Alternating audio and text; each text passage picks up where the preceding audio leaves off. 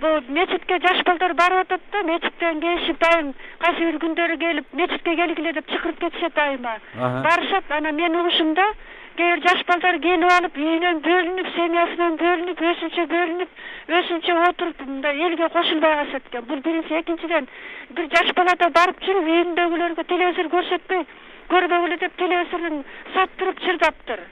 Bir bala mecitke barıp kelip alıp televizorunu sattırıp ise bu İslam jaman degen nerse emes. Oşol balanın atenesi günölü buga. Atenesi dindi düşündürүү керек эле. Ал эми мечиттен кимден угуп алды? Ал баланын проблемасы да. Мечитке атасы ээрчитип барыш керек эле. Эй балам, жүр чогуу баралычы сен мечитиңе. Ким эмнени айтып атат деп.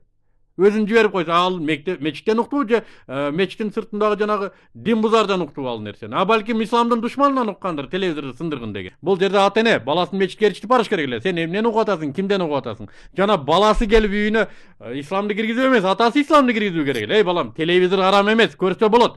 Бирок жылаңачтарды көрсө болбойт.